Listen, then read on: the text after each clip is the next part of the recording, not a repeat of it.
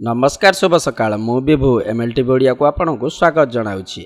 आज 29 जून शनिवार आसंतु आज दिन गुरुत्वपूर्ण अपडेट पर नजर पकाई देबा। ता पूर्व वीडियोटी को लाइक करंतु, चैनल को नुआ करी आसितले चैनल को सब्सक्राइब करी पाखरे थिबा ऑल बेल आइकन पर क्लिक करबा को अनुरोध, जहा द्वारा कि प्रतिटी अपडेट आपन प्रथमे पाई परिबे। आजर प्रथम खबर रहिछि एणिकी सरकारी कर्मचारी हेलमेट पिंधिबा बाध्यतामूलक, नहेले मिलिबनी दरमा। राज्य में दुर्घटना जनित मृत्यु बा दुर्घटना रोकने को ट्राफिक नियम कड़ाकड़ी करा जायछि। अमानिया को साबात करने को एथर संस्कार मध्य आसीछि। जो माने ट्राफिक नियम अवमानना करुछंती सेमानकठारु मोटा अंकर जरिमाना भी आदाय हेउछि। तबे किछि स्थान रे देखा जाउछि अधिकांश सरकारी कर्मचारी एही नियम रे खिलाफ करुछंती। एथिपई बड़ कार्यानुष्ठान नैछंती राज्य सरकार। एथर नियम खिलाफ कले जरिमाना आकार रे बंद होई पारे दरमा। यही नियम आरंभ गजपति जिलू आरंभ होईछि। एठारे ब्लॉक स्तर में कार्य करुवा शिक्षकों हेलमेट बाध्यतामूलक करा जायछि। एहाकु नै स्वतंत्र भाव में चिठी करिछि गजपति जिला शिक्षा अधिकारी। ब्लॉक शिक्षा अधिकारी जो चिठी करिछंती सेतिरे लिखा जायछि जे ब्लॉक रे कार्य करुवा समस्त शिक्षक हेलमेट पिंधिबा बाध्यतामूलक। जीवन को सुरक्षित रखा हेले बाइक चलाइबा बेले हेलमेट पिंधिबा जरूरी। एणिकी जे कहीं शिक्षक बिना हेलमेट बाइक चलाउथुबा देखिबाकु मिलिबो सेमानकु दंड आकार रे सेमानकर दरमा कटाजिबो। परवर्ती खबर रही चलित वर्ष रथयात्रा पई चलिबो 315 स्वतंत्र ट्रेन। जानतु केउठु पुरी को गड़िबो ट्रेन। रेल मंत्रालय चलित वर्ष 6 जुलाई रु 19 जुलाई पर्यंत तीर्थयात्री मानक पई सुविधाजनक यात्रा पई प्रभु जगन्नाथ रथयात्रा समय पुरी को एवं पुरी ठारू 315 टी स्वतंत्र ट्रेन चलाचल कराइबाकू योजना करिछि। चलित वर्ष गुंडीचा यात्रा रे 2 दिन धरि पालन करा जाउछि।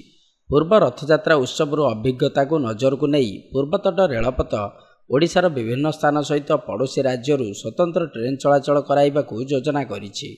यात्री मानक सुविधा पई पूर्वतट रेलपथ रथयात्रा उत्सव समय मध्य किछि दूर दूरांतरे स्वतंत्र ट्रेन रे संरक्षित क्लास जोगाइबा पई आवश्यक पदक्षेप नेइछि। रेलमंत्री अश्विनी वैष्णव रथयात्रा समय यात्री यातायात सुविधा व्यतीत यात्री परिसेवा सुदृढ़ करने उपर गुरुत्वारोप करथिबा बेले तीर्थयात्री तथा भक्तों पई उत्तम सुविधा जोगाइबाकू पूर्वतट रेलपथ को परामर्श दैछंती। परवर्ती खबर रही सृष्टि है लघुचाप। एही सब जिले में प्रबल अति प्रबल वर्षा। उत्तर पश्चिम बंगोपसागर शुक्रवार एक लघुचाप सृष्टि होईछि।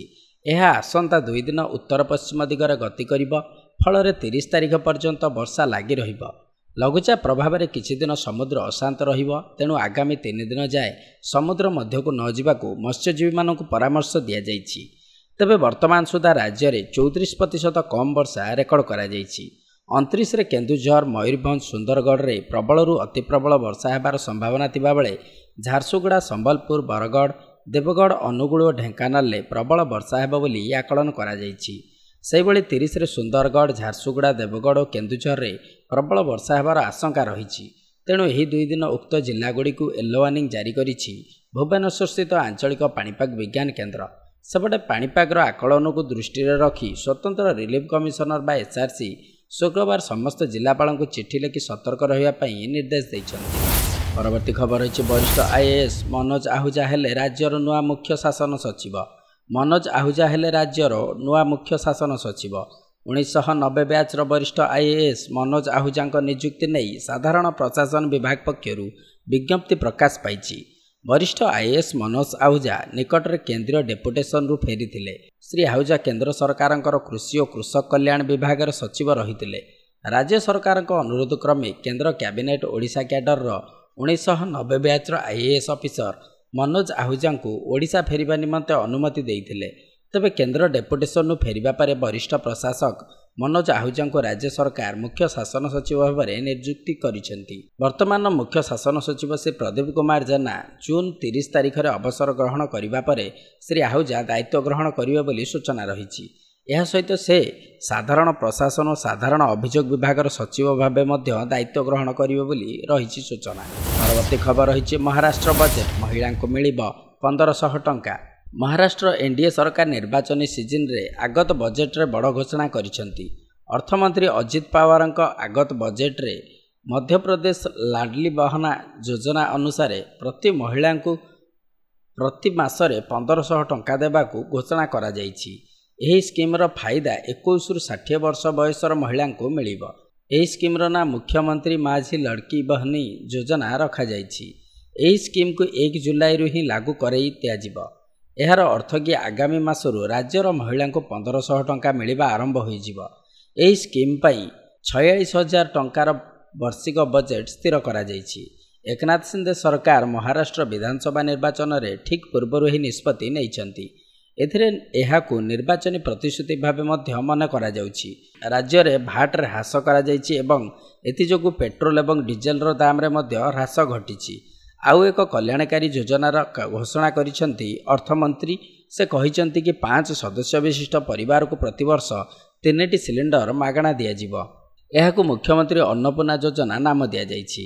ଏକନାଥ ଶିନ୍ଦେ ସରକାର ଚାଷୀଙ୍କୁ ମଧ୍ୟ ଉପକୃତ କରିବା ପାଇଁ ଚେଷ୍ଟା କରି ବକେୟା ବିଦ୍ୟୁତ୍ ବିଲ୍ ଛାଡ଼ କରିବାକୁ ଘୋଷଣା କରିଛନ୍ତି। ଏଥିରେ 44 ଲକ୍ଷ ଚାଷୀଙ୍କୁ ଲାଭ ମିଳିବ। ଏହି ସ୍କିମ୍ ବ୍ୟତୀତ ରାଜ୍ୟରେ ଭାଟ୍ କମ୍ ହେବାରୁ ପେଟ୍ରୋଲ ଦାମରେ 65 ପଇସା ହ୍ରାସ ଘଟିଛି। ଏହା ବ୍ୟତୀତ ଡିଜେଲ ମଧ୍ୟ 2 ଟଙ୍କା 7 ପଇସା ହୋଇଯାଇଛି। ହ୍ରାସ ଘଟିଛି। ଡିଜେଲ ଦାମରେ ରିହାତି କରିବାରେ ଚାଷୀଙ୍କୁ ମଧ୍ୟ ଫାଇଦା ହେବ ବୋଲି ସୂଚନା ରହିଛି। ପରବର୍ତ୍ତୀ ଖବର ରହିଛି T20 ବିଶ୍ୱକପ୍ ଫାଇନାଲରେ ଟିମ୍ ଇଣ୍ଡିଆ। ଆଜି ଦକ୍ଷିଣ ଆଫ୍ରିକା ଭାରତ ମଧ୍ୟରେ ହେବ ଫାଇନାଲ ଟକ୍କର। ଇଂଲଣ୍ଡକୁ ହରାଇ T20 ବିଶ୍ୱକପ୍ ଫାଇନାଲରେ ଭାରତ ଦ୍ୱିତୀୟ ସେମିଫାଇନାଲରେ ଡିଫେଣ୍ଡିଂ ଚାମ୍ପିୟନ ଇଂଲଣ୍ଡକୁ 68 ରନ୍ରେ ହରାଇ ଫାଇନାଲରେ ପ୍ରବେଶ କରିଛି ଟିମ୍ ଇଣ୍ଡିଆ। ଅକ୍ଷର ପଟେଲ ଓ କୁଲଦୀପଙ୍କୁ ଯାଦୁକାରୀ ସ୍ପିନ୍ରେ ଧୂଳି ଚାଟିଲା ଇଂଲଣ୍ଡ। 172 ରନ୍ର ବିଜୟ ଲକ୍ଷ୍ୟକୁ ପିଛା କରି 103 ରନ୍ରେ ଅଲଆଉଟ୍ ହୋଇଯାଇଥିଲା ଇଂଲଣ୍ଡ। ଫଳରେ 68 ରନ୍ର ବିରାଟ ବ୍ୟବଧାନରେ ଇଂଲଣ୍ଡକୁ ହରାଇ ଫାଇନାଲ ଟିକେଟ୍ ହାସଲ କରିଛି ରୋହିତ ବାହିନୀ। ଟ୍ରଫି ପାଇଁ ଆଜି ଦକ୍ଷିଣ ଆଫ୍ରିକା ଏବଂ ଭାରତ ମଧ୍ୟରେ କଡ଼ା ଫାଇନାଲ ଦେଖାଯିବ। ପରବର୍ତ୍ତୀ ଏବଂ ଶେଷ ଖବର ରହିଛି ଜମି ଦୁର୍ନୀତି ମାମଲାରେ ଝାଡ଼ଖଣ୍ଡ ପୂର୍ବତନ ମୁଖ୍ୟମନ୍ତ୍ରୀ ହେମନ୍ତ ସୋରେନଙ୍କୁ ମିଳିଲା ବେଲ୍। ଝାଡ଼ଖଣ୍ଡର ପୂର୍ବତନ ମୁଖ୍ୟମନ୍ତ୍ରୀ ହେମନ୍ତ ସୋରେନଙ୍କୁ ହାଇକୋର୍ଟରୁ ବଡ଼ ଆଶ୍ୱସ୍ତି। ଜମି ଦୁର୍ନୀତିରେ ମାମଲାରେ ଗିରଫ ହୋଇଥିଲେ ହେମନ୍ତ ସୋରେନ। ତାଙ୍କୁ ଆଜି ହାଇକୋର୍ଟ ଜାମିନ ପ୍ରଦାନ କରିଛନ୍ତି। ଜୁନ୍ 13ରେ କୋର୍ଟ ନିଜର ନିଷ୍ପତ୍ତି ସଂରକ୍ଷିତ ରଖିଥିଲେ। ସୋରେନ ଅନେକ ମାସ ଧରି ଜେଲରେ ଅଛନ୍ତି। ଜାମିନ ପାଇବା ପରେ ବହୁତ ଜଲ୍ଦି ସେ ଏବେ ଜେଲରୁ ବାହାରିବେ। ଗତକାଲି ସନ୍ଧ୍ୟାରେ ସେ ଜେଲରୁ ମୁକୁଳିଛନ୍ତି। ଚଳିତ ବର୍ଷ ଜାନୁଆରୀ 31ରେ ଇଡି ଏହି ଜମି ଦୁର୍ନୀତି ମାମଲାରେ ହେମନ୍ତ ସୋରେନଙ୍କୁ ଗିରଫ କରିଥିଲା। ଇଡି ହେମନ୍ତ ସୋରେନଙ୍କ ଜାମିନ ଆବେଦନକୁ ବିରୋଧ କରିଥିଲା।